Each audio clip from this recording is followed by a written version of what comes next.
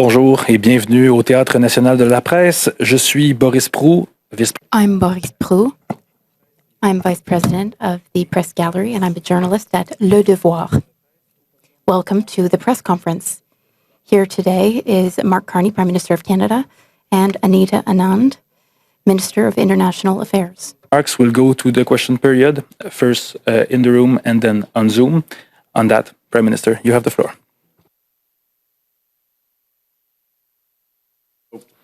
Earlier today, I convened a cabinet meeting to do two things. One, provide an update on the state of negotiations with the United States, and secondly, to discuss the situation in the Middle East. With respect to the first, the trade negotiations with the U.S., as you know, we're seeking the best deal for Canadians. We have not yet reached that deal. Negotiations will continue until we do. Minister LeBlanc and senior officials will remain in Washington in pursuit of that goal.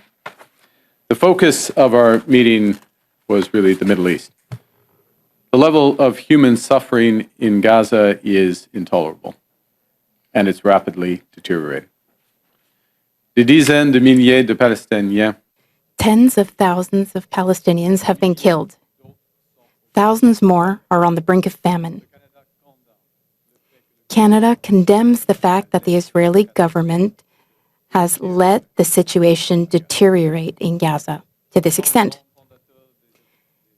We are a founding member of both the United Nations and of NATO. As such, Canada is always among the first to stand to defend peace and security around the world. It is our duty to ensure that human rights are upheld abroad. We also have a duty to promote peace and safety in Canada and around the world. This week, the Minister of Foreign Affairs represented Canada at the UN high-level conference on a two-state solution in New York. In recent days, I've spoken with our allies, including President Macron, Prime Minister Starmer, President von der Leyen. I've also had a number of discussions with our ambassador to the United Nations, Bob Ray. International cooperation is essential to securing lasting peace and stability in the Middle East, and Canada will do its best to help lead that effort. Canada has long been committed to a two-state solution, an independent, viable, and sovereign Palestinian state living side by side with the state of Israel in peace and security. For decades, it was hoped that this outcome would be achieved as part of a peace process built around a negotiated settlement between the Israeli government and the Palestinian Authority. Regrettably, this approach is no longer tenable.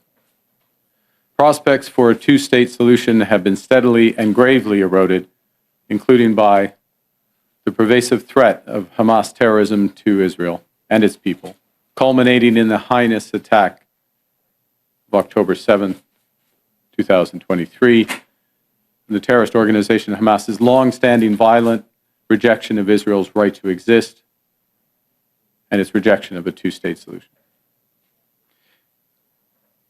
The accelerated settlement building across the West Bank and East Jerusalem, all the while settler violence against Palestinians has soared, has also undermined the process, as have actions such as the E1 settlement plan and this month's vote by the Knesset calling for the annexation of the West Bank, and the ongoing failure of the Israeli government to prevent the rapidly deteriorating humanitarian disaster in Gaza, with impeded access to food and other essential humanitarian supplies. The deepening suffering of civilians leaves no room for delay in coordinated international action to support peace, security, and the dignity of human life. Preserving a two-state solution means standing with all people who choose peace over violence or terrorism. And it means honoring their innate desire for peaceful coexistence of Israeli and Palestinian states as the only roadmap for a secure and prosperous long-term future. Pour ces raisons, le Canada a longtemps This is why Canada intends to recognize the State of Palestine at the 80th General Assembly of the United Nations, which will take place in September 2025. We intend to do so because the Palestinian Authority has committed to lead much-needed reform. The Palestinian Authority's president, Mahmoud Abbas, has committed to holding general elections in 2026. He has also committed to not militarizing the State of Palestine. Canada will continue to work hard to support strong governance in Palestine.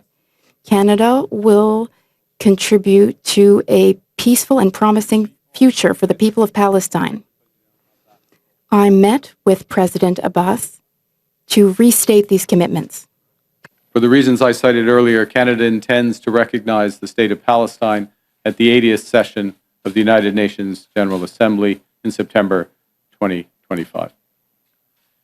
This intention is predicated on the Palestinian Authority's commitment to much-needed reforms, including commitments by the Palestinian Authority's President Abbas to fundamentally reform its governance, to hold general elections in 2026 in which Hamas can play no part, and to demilitarize the Palestinian state. Canada will increase its efforts in supporting strong democratic governance in Palestine and the contributions of its people to a more peaceful and hopeful future. I spoke today with President Abbas at length to reaffirm his commitments. Canada reiterates that Hamas must immediately release all hostages taken in the horrific terrorist attack of October 7th, that Hamas must disarm, and that Hamas must play no role in the future governance of Palestine. Canada will always steadfastly support Israel's existence as an independent state in the Middle East, living in peace and security.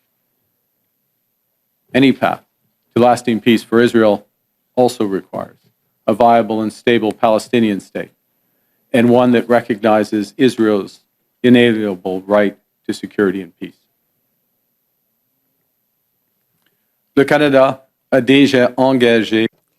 Canada has already committed over $340 million in order to address the disastrous humanitarian situation in Gaza. Moreover, we have also pledged to offer an additional $30 million in order to meet the needs of Palestinians. We are also pledging an additional $10 million to support the Palestinian Authority, to support them in stabilizing the West Bank and in governance of the West Bank. We are working with our allies to deliver immediate aid to those who so desperately need it. We are working directly with partners such as Jordan in order to deliver assistance to those who need it in the upcoming days. We will intensify our efforts alongside our international partners in order to develop a credible peace plan. This plan will establish governance and security mechanisms for Palestine. The plan will ensure that humanitarian aid is delivered to Gaza as needed. Constructive partner in building a just, meaningful, and lasting peace in the region, and a future that respects the dignity, security, and the aspirations of all Palestinians and Israelis. We say the devastation in the Middle East is deeply personal to many Canadians. Palestinian Canadians are watching as communities across Gaza face destruction and deprivation, and as communities in the West Bank are annexed. The heinous attacks of October 7th traumatized the Jewish people in Israel and here in Canada and around the world. With each day that the remaining hostages and the remains are not returned, families live in fear and grief. The rising anti-Semitism and words, actions, and violence including against Jewish communities right here in Canada, is abhorrent. And it's why we're introducing legislation this fall that will make it a criminal offense to intentionally and willfully obstruct access to any place of worship, to schools and community centers. We will also invest in the physical protection of vulnerable communities and places of worship. Basic security is an inalienable right of every human being. We'll defend that right for every Canadian. The two-state solution that Canada supports is built on the promise of Israelis and Palestinians living side by side in peace and security. I thank you for your attention. And the Minister and I would be happy now to take your questions. Merci. Thank you, Prime Minister. I'm told that we will have about 15 minutes of questions. Donc, on va commencer, comme le veut la tradition, par les journalistes. As usual, we will start with questions from journalists in the room. Then we will take questions from journalists on Zoom. If you are participating online via Zoom, please use the raised hand function so that we can call on you. There will be one question and one follow-up question per journalist. Please be as concise as possible so that as many journalists can ask questions as possible. Interpreter friends, if you have an earpiece, just keep it away from the microphone at all time. We'll start with Paul Wells, freelance. Paul. Thanks, Boris. Good afternoon, Prime Minister. You say that the recognition of a Palestinian state is predicated on important democratic reforms. Is it conditional on quick action towards those reforms? Well, we're waiting. Is there any scenario in which you arrive at the General Assembly and don't recognize Palestine? Can I thanks for the question, Mr. Wells. Let me say on the second part, it's an intention. So, of course, there's a scenario, possibly one that I can't imagine. So I wouldn't want to, if there were no scenario, we would proceed immediately. That's the first point. But to go more broadly, and I think this is an important area you're concentrating on, it's predicated, it relies upon the representations that have been made by the Palestinian Authority, representations that have been made now several times, both publicly spoken, in writing to me as Prime Minister, and representations that I tested, if you will, President Abbas in a lengthy and robust call today to confirm the intentions and the ability to do so. Now, part of what Minister Anand and her colleagues are doing is to provide some resources to help with some governance aspects of those. But of course, the most important elements of those representations with respect to the democratic process. Who cannot be part of that process? Hamas. Who can play no role in the future state? Hamas. The demilitarization and the persistent demilitarized Palestinian state. And of course, the reinforcement of the importance of living side by side in peace and security with Israel. So it's a relatively short period. Last observation, if I may. It's a relatively short period of time between now and the UN General Assembly. But we'll be working with the Palestinian Authority, and very importantly, not just us, but a series of our allies and regional powers, including those that the minister was with in New York earlier this week, and I can't name them all, but of course, Saudi Arabia, Qatar, Egypt, and others, who also, to broaden your question a bit, have been very clear now that Hamas can play no role, that Hamas must return all the hostages and their remains, and the Palestinian state must be demilitarized. Follow-up. Yesterday, you had announced no intention to recognize Palestine. Today, you have announced that intention. It's impossible for me not to read into that a critique of Israel's recent behavior in the region. Well, it's there are elements, and I listed them in my remarks, and they played a central factor in our decision. I think one of the core points is that Canada's had a long-standing principled stand, as you know. I won't repeat it. You're familiar with it. A belief in a two-state solution, the inalienable rights of both peoples, and the fact that peace and security could only be achieved through it. That prospect that possibility of a two-state solution is being eroded before our eyes. The accelerated settlements, the potential partition of the West Bank, the actions in Gaza that shift large portions of the population, 80% of the population displaced. Other actions which are changing the facts on the ground in a way that removes the possibility or lessens the possibility of there being a Palestinian state. And then when that is reinforced by votes to that effect, by statements and policies to that effect of the government, yes, that has been one of the factors that has brought us to this point to try to reverse with partners. We're not under illusions about the strength of Canada, but to reverse with partners this cycle so that a two-state solution becomes viable. Lots more has to happen for it to be there. Thank you. We'll go to Stephanie Levitz, Globe and Mail. Hello, Prime Minister. Just to pick up on what you said there then, how do you see this recognition as a way to achieve that peace? Why is this a useful thing to do?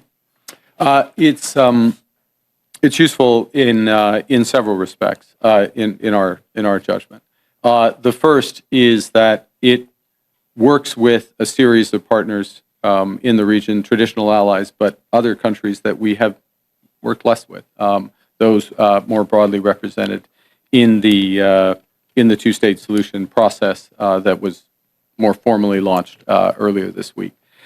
Secondly, it reaffirms and it broadens. We're part of a process that broadens the recognition of certain aspects that we have always viewed as fundamental for a Palestinian state, but others have not acknowledged.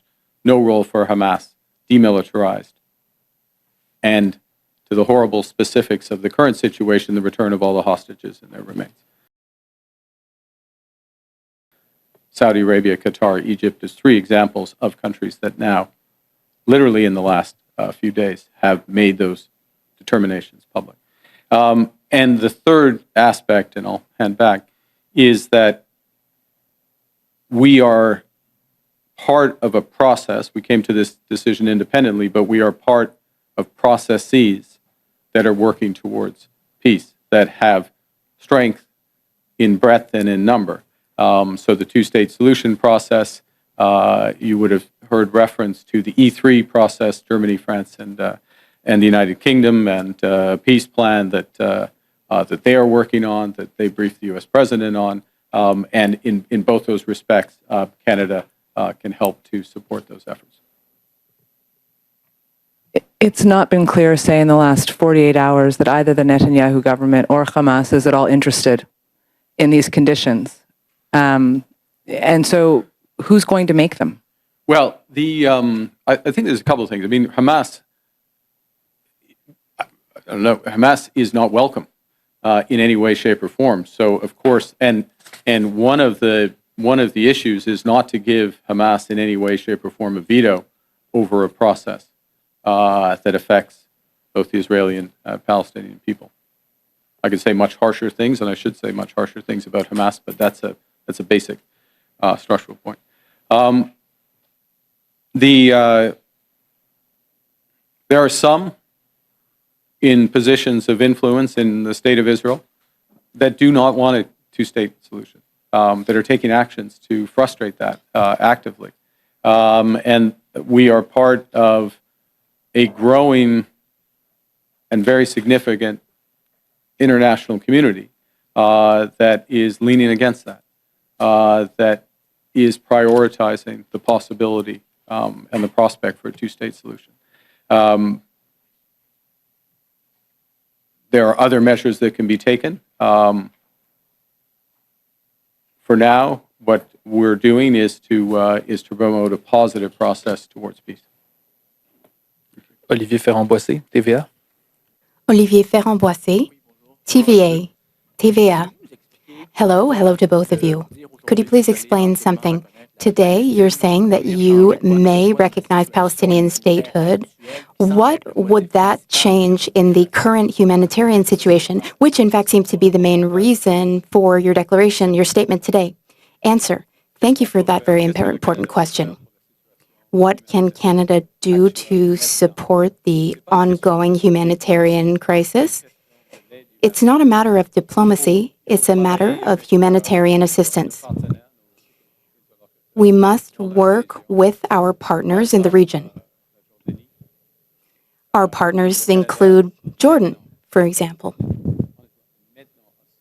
Canada must now, at this very moment, in fact, at this very moment, we are working with Jordan in order to deliver humanitarian aid to Gaza tomorrow.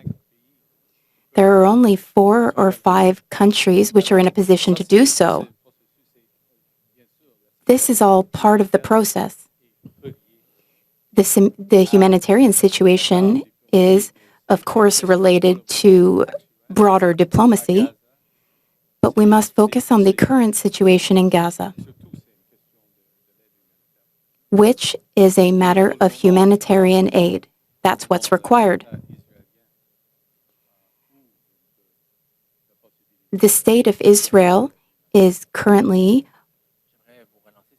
opening the doors to more humanitarian aid. Follow-up question. I'd like to ask you about trade talks with the United States. The clock is ticking.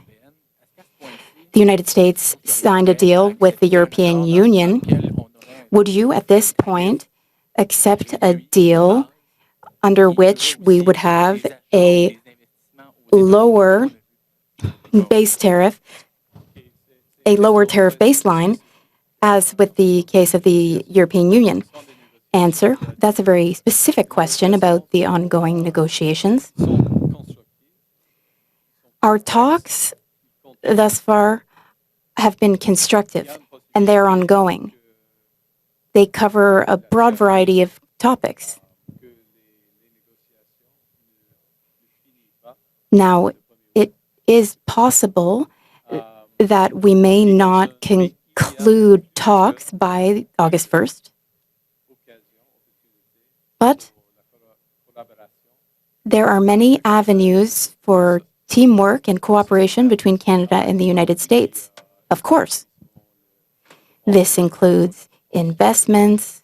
This also includes Canadian investments in defense and security. Talks are ongoing. Thank you. Question is, well, I'll simplify. It's always good to say that, look, these are complex, they're comprehensive, they're constructive negotiations with the Americans are ongoing. It's possible that they may not conclude by the 1st of August. But we'll see. With the teams there, we're working hard. Conversations today, myself. So we'll see. There are, and the specific aspect of the question included a reference to the European Union deal, and could it include, could our accord with the United States include commitments on investments and other aspects? And I just observe that there are many areas for cooperation between Canada and the United States, including defense spending, security spending, investments, which is one of the reasons why we're having these broader discussions. Next up, Paul Dutch, Global News. Speaking of the United States, did you consult with the U.S. about your decision to recognize Palestine? And can the sustainable peace process work without U.S. being on side? Look, the United States is the essential partner in peace in the Middle East, and in virtually in many parts of the world. And we've seen that demonstrated. First point. Second point is that the president does take a direct interest in resolving conflicts, and as has with respect to a broader set of developments in the Middle East. And so again, the United States, this president will play and continue to play a central role. Others have responsibilities, Canada included, responsibilities on the humanitarian side, responsibilities with governance and other aspects that we're supporting. And we make our own independent foreign policy positions. And when we see opportunities, when we see necessity, which is what we see in this case, given the retreat of the prospect of a two-state solution because of the facts on the ground, as I explained. When we see that possibility and we see the combination of an ability to influence because of our own voice and actions, but because of others and other processes that are being put in place. But to be absolutely clear, and I'll finish on this point, which is, I referenced earlier an E3 plan, that early stages peace plan. I talked to Prime Minister Starmer about it, President Macron as well today. Prime Minister Starmer, this public domain, briefed the President of the United States about the plan a few days ago.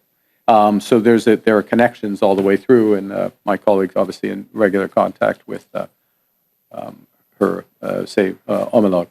Sorry. Yep. You said you came to this decision independently, so you're saying you would have come to this without France or the UK making this decision? No, look, I meant independent of the United States. But yes, it does matter that others are moving. It does matter because it increases the prospect of success. But the core of the decision is taken on the principle that of self-determination and the rights of people to self-determination. We have long, Canada, speaking for Canada now, have long felt that this should come later in a process, and that our recognitions, other recognitions, the state of Palestine, should come at a point of maximum impact during a peace process. We're now at a position, I'm sorry to repeat myself, where in our judgment and the judgment of others, is that the prospect of a Palestinian state is literally receding before our eyes, or being eroded before our eyes. And so the act of the intention to recognize, which is what we're saying today, and working with others to support a Palestinian state, possibility of a Palestinian state, reestablishes that opportunity. David Turton, CBC. U.S. trade talks. Is there any evidence that a deal with the U.S. is possible without tariffs on aluminum and steel? On aluminum and steel. Look, I think I'd answer it this way, which is that the president has been very clear, and all the actions bear this out, and that there are certain sectors that are strategic in their judgment to the United States economy: aluminum, steel, automobiles, pharmaceuticals, semiconductors, lumber falls under 232 as well, the so-called 232 authority, and potentially one or two more. The U.S. approach, the revealed approach of the United States in all those sectors, has been to have tariffs, some base level of tariffs. And that's consistent. That's consistent across, with very few relatively minor exceptions. So if we're speaking in general terms, those are the priors. That's the case. Obviously, in any broader deal, there are gives and takes, and there's various factors. But I think we have to recognize that in the strategic sectors, again, as defined by the United States, what's strategic to them, that they have tariffs. Okay. And just coming back to the recognition of a Palestinian state and the conditions that, well, the assurances, excuse me, that you've been given by the Palestinian Authority, elections, reforms, non-militarization. Just coming back to that issue of elections, how do you expect them to hold elections in Gaza when you see the devastation? Yeah. And when you see the occupation by the Israelis in the West Bank, how can they hold elections? Look, there are. Clearly that's not a possibility now. It's not a possibility in the near term. And part of this again is, let's go back to where we're starting, which is we are working ourselves with others to preserve the possibility of a two-state solution, to not allow the facts on the ground, deaths on the ground, the settlements on the ground, the expropriations on the ground, to get to such an extent that that this is not possible. Much has to happen in order for a democratic, viable state is established in Palestine. We fully recognize that, and we're committed to help work as part of that process. But I'm not in any way, shape, minimizing the scale of that task. But we are going back to the fundamental principle of self-determination and what we can do to preserve that internationally. Thank you. On m'indique que malheureusement, c'est tout le temps qu'on a pour les Unfortunately, that's all the time remaining for questions, although there are many journalists who had other questions, but we thank you very much, Prime Minister. National Press Center. Ceci met un terme à cette conférence de presse. Merci beaucoup et bonne journée.